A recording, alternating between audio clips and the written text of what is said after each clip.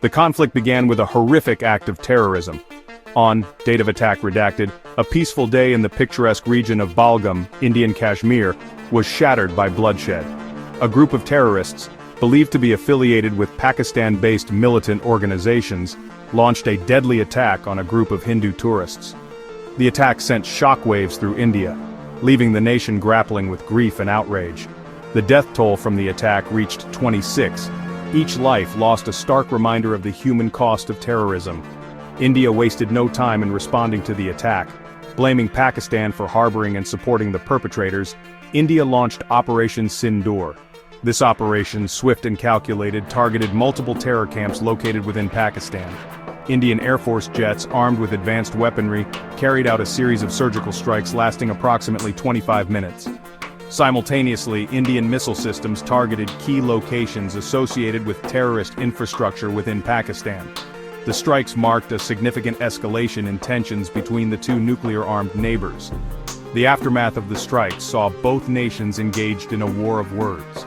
India claimed that the strikes had successfully neutralized a significant number of terrorists and disrupted their training camps, effectively delivering a blow to those responsible for the Balgam attack.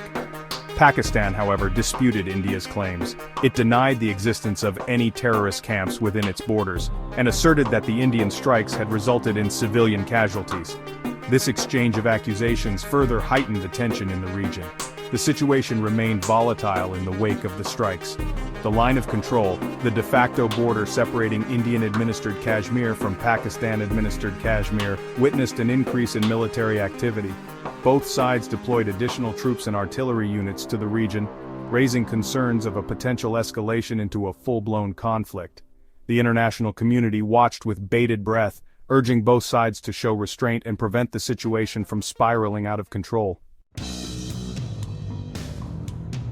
Pakistan, refusing to be seen as backing down, responded to India's strikes with its own show of force.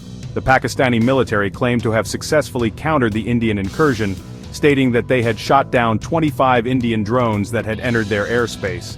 They further asserted that their air defense systems had effectively neutralized the threat posed by the Indian Air Force, preventing significant damage. Adding to the already tense situation, Pakistan conducted a test launch of a surface-to-surface ballistic missile.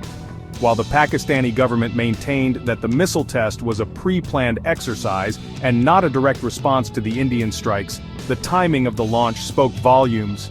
The missile, with a range of 450 kilometers, was capable of hitting major Indian cities, serving as a stark reminder of the destructive potential of a full-blown conflict between the two nations. The line of control, already a volatile flashpoint, became a scene of intense military exchanges. Artillery fire was exchanged across the border, and both sides accused each other of violating the ceasefire agreement. Drones became a common sight in the skies, with each side deploying them for reconnaissance and targeted strikes.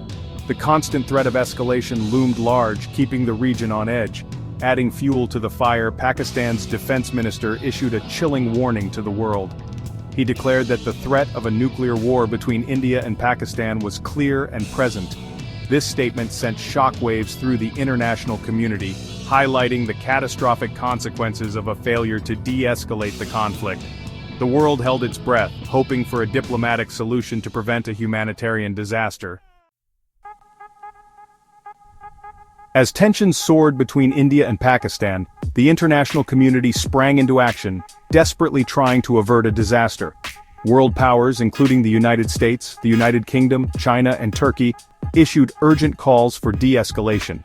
They emphasized the need for dialogue and diplomacy, urging both sides to exercise restraint and find a peaceful resolution to the conflict. The United States in particular kept a close watch on the situation, not only due to the immediate threat to regional stability, but also to gain insights into China's growing aerial capabilities, given its close ties with Pakistan. However, amidst the diplomatic efforts, the human cost of the conflict was becoming increasingly apparent.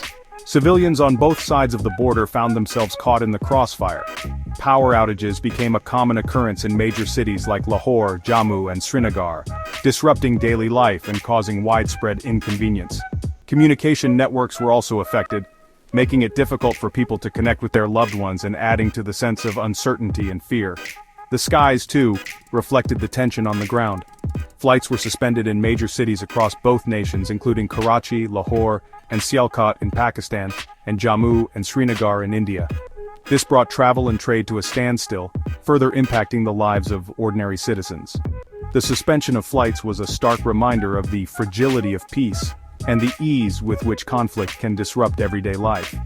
The most heart-wrenching consequence of the conflict was the displacement of thousands of civilians living along the line of control. Caught in the midst of shelling and fearing for their lives, these families were forced to flee their homes, seeking refuge in safer areas. The exodus of these innocent people, many of whom had already been displaced multiple times due to the long-standing conflict, painted a grim picture of the human cost of the escalating tensions. The gravity of the situation cannot be overstated. With both India and Pakistan possessing nuclear weapons, the potential for this conflict to escalate into a full-blown nuclear confrontation is a terrifying reality. The irresponsible rhetoric from some quarters, particularly the Pakistani defense minister's warning of a clear and present nuclear threat, is deeply concerning and only serves to exacerbate an already volatile situation. The international community must use all its diplomatic tools to impress upon both India and Pakistan the absolute necessity of de-escalation. Dialogue, not military action, is the only path forward. The focus must shift from jingoism and military posturing to addressing the root causes of the conflict, including the long-standing dispute over Kashmir. The people of India and Pakistan deserve better than to live under the shadow of war, especially a war with potentially apocalyptic consequences. It is time for leaders on both sides to show courage and statesmanship, to prioritize the well-being of their people over narrow political interests. The world is watching, hoping and praying that sanity will prevail and that the drums of war will give way to the melody of peace.